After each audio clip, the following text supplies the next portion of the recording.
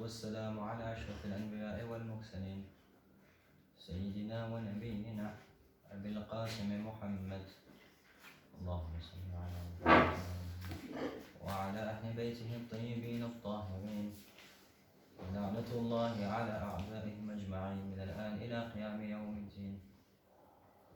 الحمد لله الذي جعلنا من المتمسكين بولاية سيدي ومولاي علي بن أبي طالب. اللهم صل على محمد.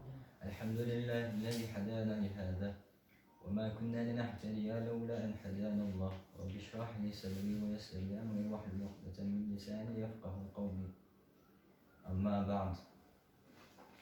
Chers frères et chères sœurs, assalamu alaikum wa rahmatullahi wa barakatuh. Allahumma salli ala Muhammad wa ali Muhammad.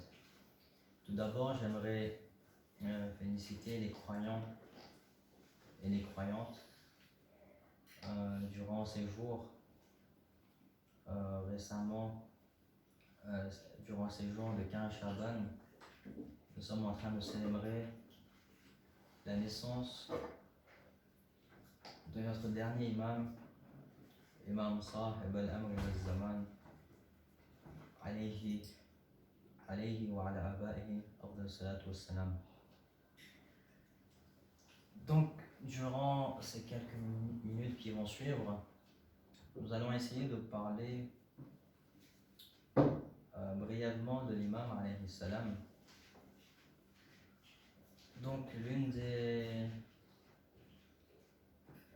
questions, interrogations qui vient souvent, c'est l'âge de l'imam alayhi salam. Donc l'imam alayhi salam est âgé de plus de 1100 ans. Et certains peuvent se demander comment cela est possible, qu'il soit autant âgé, qu'il est toujours en vie et qu'il soit à cet âge-là. Et surtout qu'il est resté jeune en apparence, mais il a un âge avancé. Et cette question, il n'y a pas de grands débats à faire ou de grandes recherches à faire là-dessus. Tous ceux qui croient en Allah Azza wa Jal est capable de comprendre que si Allah Azza wa Jal veut qu'une personne vit aussi longtemps, Allah est capable de le faire, d'autoriser cette personne à vivre aussi longtemps. Et il y a plein d'exemples que l'on peut citer, mais je n'aimerais pas aller dans les détails. Un exemple que l'on peut citer, c'est auparavant il y avait un prophète qui s'appelle et qui est connu, Nabi Nuh alayhi salam.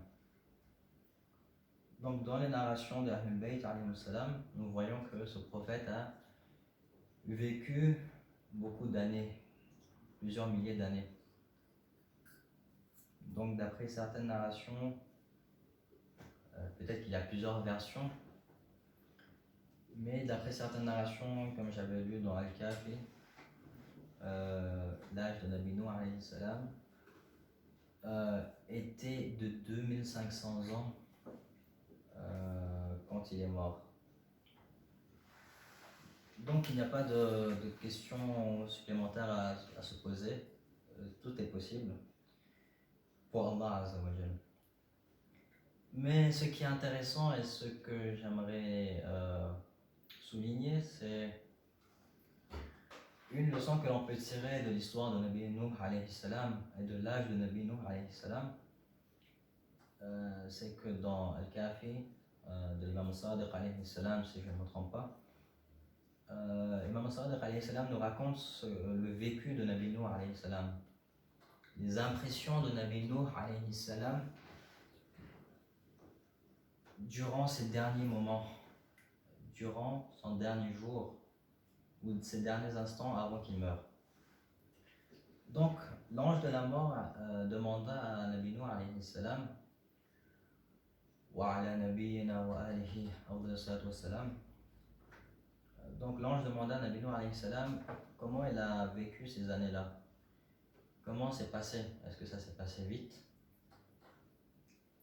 Et donc Nabi Nuh alayhi salam répond que justement juste avant que l'ange vient, ou quand l'ange est venu, Nabi Nuh alayhi salam s'est déplacé. Il était sous le soleil, il est parti à l'ombre. Et donc Nabi Nuh alayhi salam répond que ma vie se résume à mon déplacement de sous le soleil jusqu'à l'ombre. Donc c'est passé tellement vite ma vie, j'ai l'impression que c'est quelques secondes ou quelques minutes que j'ai vécu en fait. Ces milliers d'années, c'est passé si vite. Donc c'est une leçon pour nous. Nous, quand nous allons mourir, quelle sera notre impression? Si 2500 ans, le prophète nous dit que ça s'est passé tellement vite, nous avec nos moins de 100 ans, 50 ans, 100 ans, quelle impression nous aurons durant ces moments-là? Et déjà réfléchissant là à notre passé, certains d'entre nous en 10, 20, 30, 40 ans, 50 ans, chacun devrait réfléchir sur comment s'est passé son passé. Comment il a senti? Est-ce que ça s'est passé vite ou pas vite? En général, les gens vont dire que ça s'est passé tellement vite. On n'a rien senti ou c'est comme si on ne se rend pas compte de toutes ces années qui passent. Et donc c'est une leçon pour nous parce que nous allons comprendre. Si nous comprenons ce concept-là, nous allons être moins influencés de la dunya, des péchés, etc. Parce que nous allons comprendre que c'est quelques instants de plaisir et de péché. C'est rien du tout en fait. Même certains hadiths mettent l'accent là-dessus que un court moment de plaisir et de péché, et en échange de cela, nous allons avoir beaucoup de châtiments en fait. Et ces courts instants-là ne vaut pas qu'on gâche notre akhira, qui est éternelle. Et donc c'était ça la leçon que nous pouvons tirer, dunya mazra'atul akhira, dans certains hadiths. Le dunya, la terre, est un mazra'a, est une cultivation pour le akhira. Nous devons nous préparer pour cette vie qui est la véritable vie, la vie éternelle qui est après la mort. Et dans les hadiths, du coup, c'est comparé, la dunya, c'est comparé à une cultivation pour la akhira. On doit planter des choses, on doit préparer des choses pour la akhira. Et les fruits, nous allons les récolter après la mort. Donc c'est un investissement que nous devons faire, et c'est un investissement à long terme.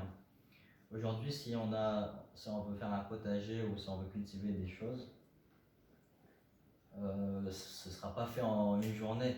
Il faudra planter, il faudra attendre, il faudra arroser plusieurs mois, plusieurs semaines, plusieurs mois, plusieurs années avant d'avoir les premiers fruits. Donc c'est comme ça la dunya comparée à l'akhira. On prépare, on fait les choses, les bonnes choses, et dans la akhira nous aurons les fruits de ce que nous avons cultivé. Et bien sûr Allah Azza wa Jal va aussi nous récompenser sur terre, Inch'Allah. Donc c'était cette leçon-là que je voulais donner. Au final, puisque c'est la naissance, les jours de la naissance de l'imam Mahdi alayhi salam, le plus important pour nous, c'est durant ces jours, c'était d'essayer de comprendre, d'essayer d'apprendre sur l'imam Mahdi alayhi salam. Man mata wa lam ya'rif imam zamanihi mata mitatan jahiliya. Les imams, le prophète sallallahu alayhi wa sallam, dans plusieurs hadiths, nous disaient que celui qui meurt sans connaître l'imam de 100 ans meurt de la mort de l'ignorance. Donc, celui qui meurt sans connaître l'imam de 100 ans. Donc, il faut connaître son imam. Et la connaissance de l'imam, c'est pas une chose tout ou rien en fait. C'est pas une personne qui connaît l'imam et une personne qui ne connaît pas l'imam. Mais il y a des étapes. Une personne qui connaît un peu, une personne qui connaît beaucoup. Donc, nous, ce que nous devons faire, c'est améliorer notre connaissance envers l'imam. Une chose que je vais citer pour finir, c'est que l'imam, alayhi salam, malgré qu'il soit occulté et que nous ne voyons pas, nous ne le voyons pas de nos yeux directement, l'imam alayhi salam pense à ses amoureux, à ses chiites. L'imam n'a pas oublié ses partisans. Nous disons dans le doigt Nudba, Anta min mughaybin lam yakhlu minna. Ô imam, tu es celui qui est occulté, mais qui ne nous a pas abandonnés. Ça veut dire quoi? Dans Basar al-Darajat, un des compagnons de l'imam Ali alayhi salam était extrêmement malade. Et quand il se sentit mieux, il s'est dit j'ai trop envie de voir l'imam Ali alayhi salam pour la prière, etc. Et donc il est parti voir l'imam Ali alayhi salam pour prier derrière lui. Et tout à coup, il commence à redevenir malade. Et donc Imam Ali alayhi salam, au final, Imam Ali le demande qu'est-ce qui se passe, pourquoi tu n'es pas bien, comment tu vas. Et donc cette personne, ce compagnon de l'Imam Ali alayhi salam, raconte à Imam Ali alayhi salam qu'il est malade et qu'il est souffrant. Et qu'est-ce que l'Imam Ali alayhi salam dit? L'Imam Ali alayhi salam dit Oh Rumayla, il n'y a pas un croyant qui tombe malade sans que nous aussi sommes affectés par sa maladie.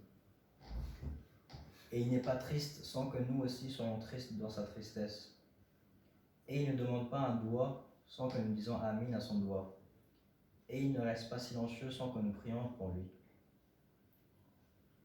Donc, ici, l'imam Ali alayhi salam dit que vous, les amoureux d'Ahl Bayt, vous, les partisans, ne pensez pas que si vous êtes malade, l'imam s'en fout carrément, ou l'imam n'a rien à faire de que vous êtes malade ou que vous avez des ennuis ou quoi que ce soit. Non, l'imam Ali dit que les imams, alayhi salam, chaque fois que vous tombez malade, l'imam est aussi malade à cause de nous, à cause de cette maladie. Enfin, ressent cette maladie en lui.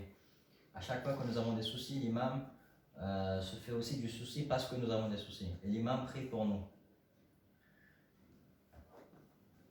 Une question que le compagnon de l'imam Ali, alayhi salam, Umayda, demanda à Imam Ali, juste après.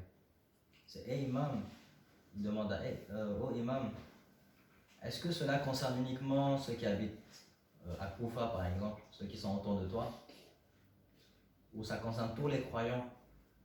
Donc Imam Ali répond et il dit oh Umayda, un croyant ne m'est pas caché, qu'il soit à l'est ou à l'ouest de la terre. Donc Imam Ali dit que tous les croyants, tous les partisans d'Ahlul Bayt, à chaque fois qu'ils auront des soucis, à chaque fois qu'ils auront des problèmes, l'imam sera là. Au moins l'imam priera pour nous, essaiera de compatir justement à ces épreuves qu'Allah nous donne. Donc nous demandons à Allah Azza wa Jal de nous placer parmi ceux qui connaissent notre imam, l'imam Sahib al-Zaman et l'imam Sahib al-Amr. Et nous demandons à Allah Azza wa Jal de nous placer parmi les amoureux d'Ahlul Bayt alayhi salam. Wa akhiru da'wana walhamdulillahi rabbil alamin.